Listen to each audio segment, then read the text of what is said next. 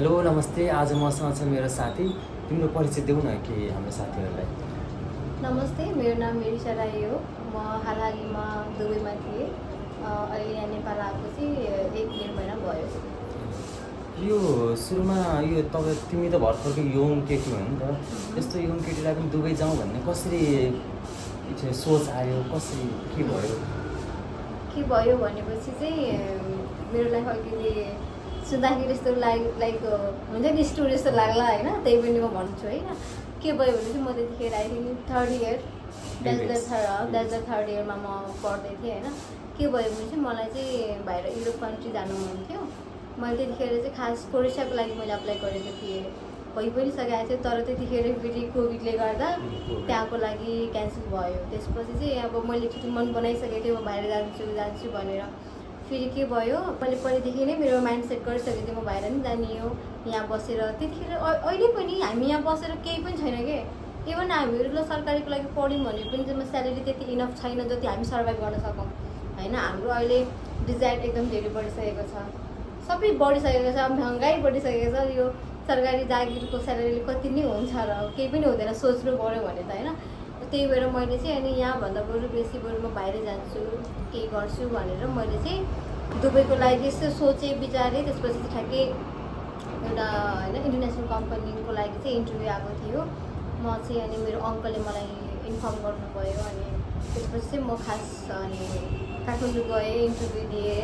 Within 2 विक्समा मेरो result आयो र म विदिन 2 विक्समै म यहाँबाट म गइहालेँ कि होइन। अनि यो विदेश त गइयो होइन, जस्तै अब हामी त यहाँ परिवारहरूसँग बसिरहेका हुन्छौँ है।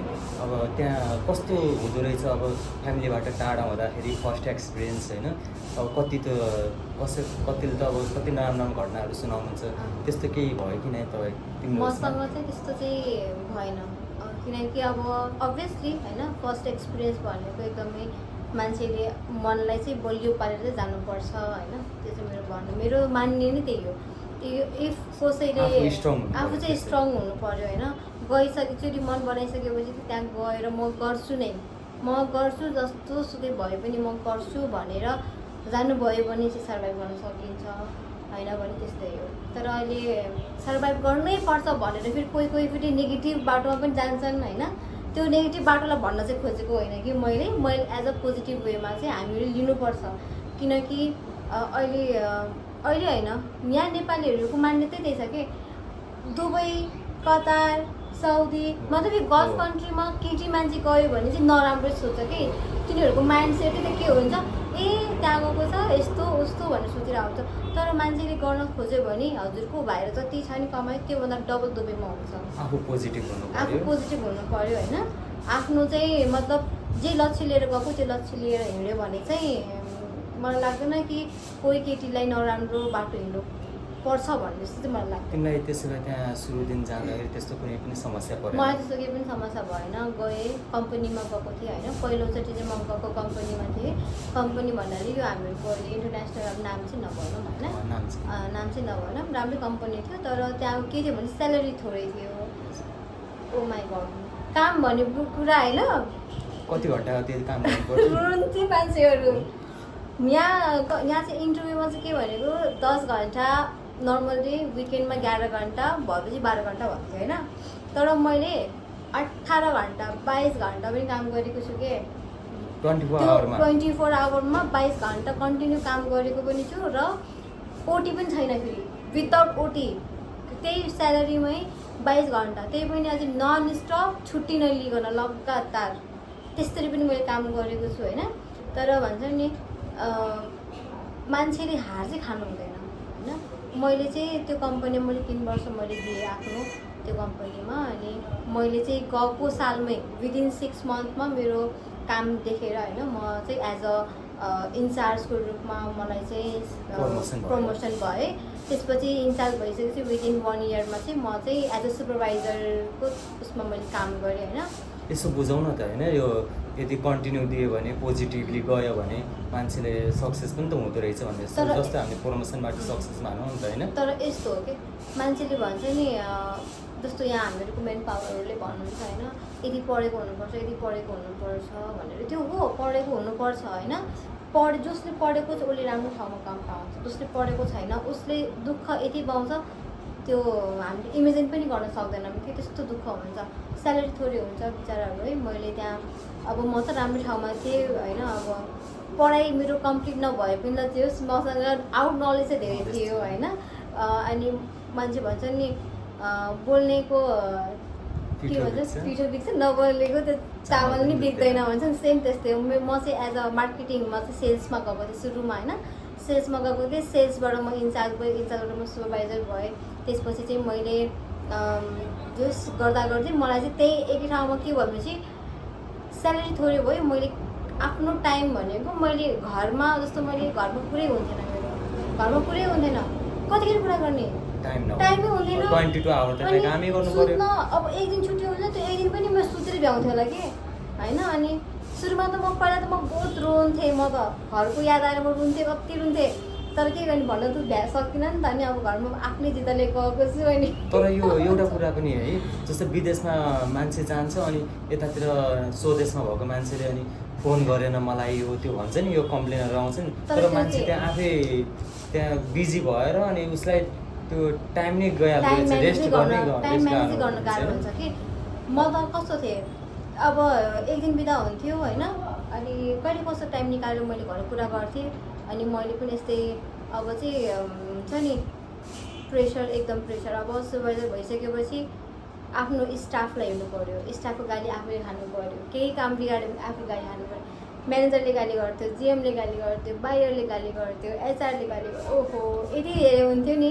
मैले एउटा मात्र हेर्नु कि मैले पुरै डिपार्टमेन्ट हेर्नु पर्थ्यो क्या। अनि त्यही भएर चाहिँ लास्टै गाह्रो हुन्थ्यो होइन। मेरो अन्डरमा मैले चाहिँ अब सबैलाई सम्हाल्नु पर्ने भयो। अब तिनीहरूलाई त डाइरेक्ट मैले गाली गर्नु भएन, तिनीहरूले पनि गाली गर्दैन, तिनीहरूको गाली पनि मैले खानु पर्थ्यो कि। अनि त्यस्तो कामको प्रेसरले काम गर्नु पर्थ्यो होइन। अनि त्यही भएर पनि मैले घरमा यति धेरै टाइम पनि दिन सकेन। अनि भन्छन् कि मान्छेले होइन, यस्तो राम्रो कम्पनीमा, यस्तो इन्टरनेसनल कम्पनीमा काम गर्ने, यस्तो पोजिसन भएको, अनि पैसा पनि छैन।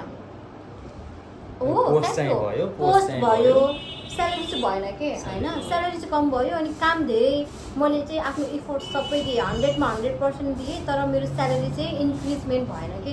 त्यस कारणले मैले चाहिँ अब योबाट चाहिँ हुँदैन, मैले चाहिँ अब अरू काम खोज्नुपर्छ भनेर मैले चाहिँ बरिस्टाको लागि मैले क्लास जोइन गरेँ।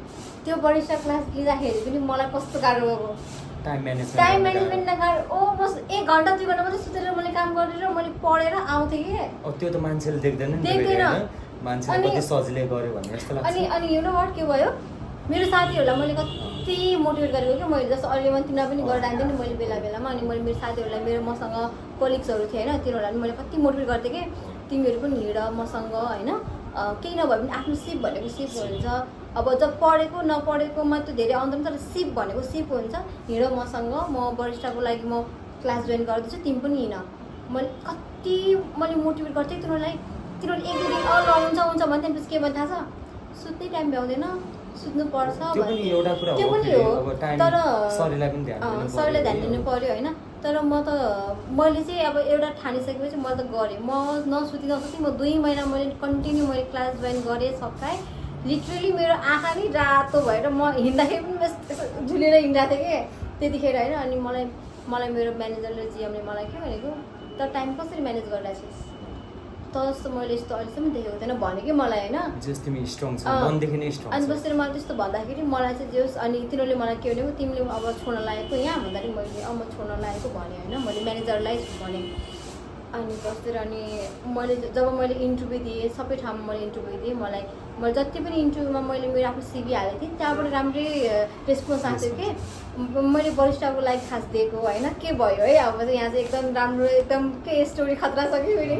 मैले खास सिभीमा बरिस्टाको लागि मैले दिएको होइन, बरिस्टाको लागि आउला भनेको त मलाई एज अ एकाउन्टेन्टको लागि मलाई अफर आयो कि। अनि म चाहिँ एकदम मैले सोचिरहेको छु, मैले त बरिस्टाको लागि दिएको, मलाई चाहिँ एज अ एकाउन्टेन्ट कसरी आयो, म आफै भयो। अनि त्यसपछि मलाई त्यहाँबाट कल आयो होइन, मेरो एकाउन्टेन्टको लागि मैले 3टा इन्टरभ्यू दिएको त्यसको लागि।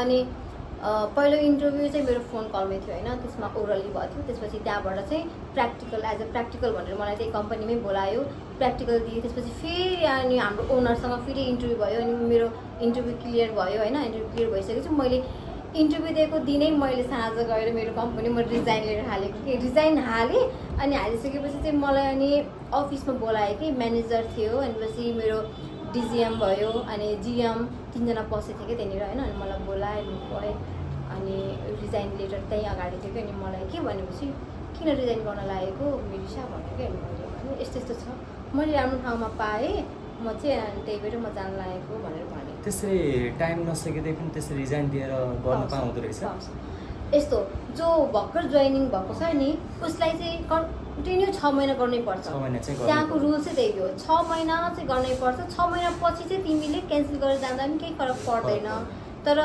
6 महिना चाहिँ 6 महिना चाहिँ तिमीले कम्प्लिट अनि गर्नुपर्छ जस्तो यो नेपालमा चाहिँ अब कतिपय ठाउँमा त हामीले भनसुनको कुराहरू सुन्छौँ नि त अब त्यहाँ जे होस् सिधै क्षमताको आधारमै सिलेक्ट गर्ने भयो मान्छेहरूलाई त्यही हो त्यहाँ त भन्छन् भन्ने कुरा केही पनि केही भयो हुँदैन अनि जस्तो अहिले यो जस्तै दुबईमा जाने अब जस्तो चेलीबेटीहरूलाई त अलि एभरेजकोहरू कुराहरू पनि आउँछ नि त्यस्तो तिमीले भोग्नु पऱ्यो कि नै त्यस्तो एभरेजहरू केही भयो त्यस्तो त भएको छैन होइन भएको छैन होइन अब किन दुःख बोल्नु होइन भएको छैन अनि त्यहाँ जस्तै यो टाइम टेबलको कुरा भयो नि त्यहाँ कसरी टाइम मिलाउँदो रहेछ खानपिन कस्तो हुँदो रहेछ अनि रेस्टहरूको लागि त्यो सुत्ने व्यवस्थाहरू कस्तो हुँदो रहेछ अब यस्तो हो होइन म्यानेजमेन्टमै हुन्छ सबै कुरा कम्पनीमा गएको छ भनेपछि कुनै कुनै कम्पनीमा खाना बस्न दिएको हुन्छ होइन कुनै कम्पनीले बस्नलाई मात्रै दिएको हुन्छ खाना आफैले म्यानेज गर्नुपर्छ होइन म जब पहिलोचोटि गएको थिएँ जुन कम्पनी इन्टरनेसनल कम्पनीमा त्यसमा चाहिँ बस्नलाई चाहिँ कम्पनी दिएको थियो खानालाई चाहिँ थिएन आफ्नै स्यालेरीबाट खाने म्यानेज गर्नु पर्थ्यो होइन त्यो भनेपछि अब बस्ने कम्पनी भनेपछि एउटा हल जस्तो हल भन्नाले पनि एउटा फ्ल्याट हुन्थ्यो त्यो फ्ल्याटमा 3टा रुम हुन्थ्यो त्यो 3टा रुममा अब पोजिसन वाइज हुन्छ कि होइन अब सुपरभाइजर छ भने सुपरभाइजरको लागि छुट्टै हुन्थ्यो होइन स्टाफ भयो स्टाफलाई छुट्टै हुन्थ्यो तर त्यहाँ चाहिँ के राम्रो थियो भनेपछि नेपाली छ भने नेपालीलाई मात्रै राखिदिन्थ्यो क्या फिलिपिन थियो भने फिलिपिनलाई छुट्टै फ्ल्याट दिइहाल्थ्यो त्यस्तो मैले त कति यस्तो सुनेको छु पुरा केटाहरूको ग्रुपमा स्पेसल्ली मिक्स राख्ने पुरा अल टुगेदर यस्तो मतलब हरेक कम्पनीको आफ्नो हरेक कम्पनीको त्यहाँमा आफ्नो इजिप्सियन पनि हुने पाकिस्तानी बङ्गलादेशी नेपाली फिलिपिन्स यस्तोहरू हुने सुनेको मैले त्यो त हुन्छ त्यस्तोमा तर त त्यो कस्तो भनेको म्यानेजमेन्ट गर्न अलिक गाह्रो हुन्छ होला नि त होइन त्यस्तोमा त्यो भनेको एउटा यस्तो लेबर जुन हुन्छ नि वर्करहरू लेबर वर्कर तिनीहरूको लागि हुन्छ कि लेबर तिनीहरूको लागि। लागि चाहिँ अलग्गै मतलब यस्तो यो इन्डस्ट्रियल एरियामा क्याम्प हुन्छ होइन त्यसमा चाहिँ यस्तो भेडा पाखा जस्तै ल यहीँ बस भनेर यस्तो छोडिदिएको हुन्छ त्यस्तो गराइदिएको हुन्छ कि होइन अब कतिपय चित्त दुख्ला तर जे हो त्यही भनिरहेको छु मैले थाहा पाएँ अनुसार मेरो थाहा पाएँ अनुसार होइन किनकि म पनि त्यहाँ त्यो क्याम्प कस्तो छ के छ मलाई पनि थाहा छैन तर मैले त्यहाँ राम्रो पनि हुन सक्छ बस्दा कसैलाई किन त्यो भन्दा राम्रो पनि हुनसक्छ तर मैले सुने अनुसार चाहिँ त्यस्तो छ अनि जुन अब प्राइभेट कम्पनीहरू भयो होइन इन्टरनेसनल कम्पनी प्राइभेट कम्पनीमा कस्तो हुन्छ भनेपछि छुट्याइदिएको हुन्छ जस्तो जुन म कम्पनीमा थिएँ पहिला त्यो कम्पनीमा कस्तो भनेपछि केटाहरूमा नेपाली केटाहरूलाई बिल्डिङै छुट्टै हुन्छ क्या बिल्डिङै छुट्टै हुन्थ्यो चाहे त्यसमा फ्ल्याट अलग अलग भए पनि बिल्डिङ छुट्टै राख्छ किनकि झगडा पर्छ किनकि अब पाकिस्तानीहरू हुन्छ पाकिस्तानीहरूले अब थाहै होला गाई खान्छ भनेर अब नेपालीहरू चल्दैन अब त्यो देख्यो भने नेपालीहरूको रिस कस्तो तातो रिस हुन्छ झट्टै रिस उठिहाल्छ होइन हिन्दूहरू अनि बस्तिर नि तिनीहरूलाई चाहिँ छुट्टै राखिदिएको हुन्छ पाकिस्तानीहरूलाई छुट्टै राखिदिएको हुन्छ फिलिपिनोहरूलाई छुट्टै राखिदिएको हुन्छ होइन सबै कन्ट्रीहरूलाई छुट्टै राखिदिएको त्यो कम्पनीले चाहिँ त्यो चाहिँ राम्रो लाग्यो मलाई चाहिँ के यस्तो एकैचोटि चाहिँ पुरा त्यो बस नबस नेपाली इन्डियन सबै त्यस्तो चाहिँ राख्दैन राख्दैन त्यहाँ चाहिँ अनि दुबईको सबैभन्दा राम्रो के लाग्यो नि त दुबईको एकदम सबैभन्दा राम्रो चाहिँ एकदम सेफ सेफ छ त्यसै सेफ एकदमै सेफ